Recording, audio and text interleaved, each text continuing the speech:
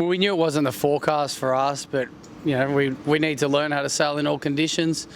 And you know, I always was taught focus on your weakness, not your strength. Everyone likes doing what they're good at, but it's sort of nailing out the things that you're not good at. And we know that this boat's weakness is the light air.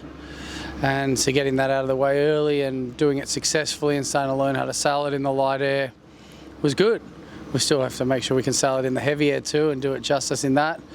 But yeah, I think it's going to be a lot easier to sail in breeze than it is to sail in the light air. So we know we're just trying to hang in there in the light and wait for our moments. And luckily we got some moments in this race. And you know, huge thank you to our navigators and tacticians and putting us in the right spot and taking advantage of those opportunities. We had no idea how the boat goes in that. We know it's very slow, but we haven't felt it. We haven't done a lot of sailing against other boats at all, but we know it's competitive against other boats in many conditions. But we know in that really light stuff we saw on the start that it's terrible versus, you know, say the really narrow skinny boats like your blackjacks and your wild oats.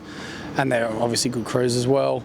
And so we knew we'd have our work cut out for us. And we were saying, you know, if we could hang in there till 10 p.m, you know, and only be 15 miles behind, then we'd be in with a shot to chase them down. And we were doing better than we thought. You know, we were hanging in there. I think we were maybe at the maximum 7 behind blackjack at one point, and maybe 3 or 4 behind wild oats at one point. And so when we were sort of that close, you know, originally we thought we might have to take some risks and do some splits, and we looked at all the options for that. And then we thought, no, we'll stay in the same water as them and just wait for our moment. And we knew where all these moments of different opportunities where we might be able to go in a different direction were.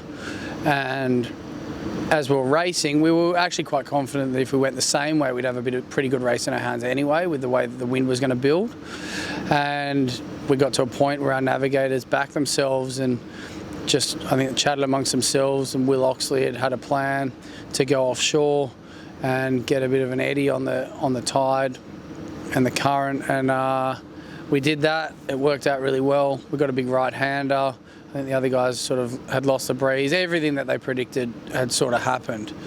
And yeah, really credit to them that we were able to do that, and we won by probably more of a margin than if we'd gone in the same water as them, if we would have won it all. It was fun, actually. I've sailed the Wild Oats 10, the 66-footer. I don't think I've actually ever sailed the bigger boat, and I've never sailed blackjack, so I don't know from their point of view what it would be like, but it was a lot of fun just being in a different boat that's the same size, and it's got its moments, and they've got their moments, and having that snakes and ladders battle and picking your moments of when you needed to take the risk and when you could be conservative. And yeah, just I always like sailing against good people in similar boats, and the boats are very different but very similar at the same time. You know, I think over an hour we're meant to give blackjack 2 minutes or something, and that can really be nothing. I think they beat us on corrected time in this race, for example. And so it's a good, and we always look at that as well, you know, how we went on corrected time. And so I think it's just always good to do your best and continuously improve.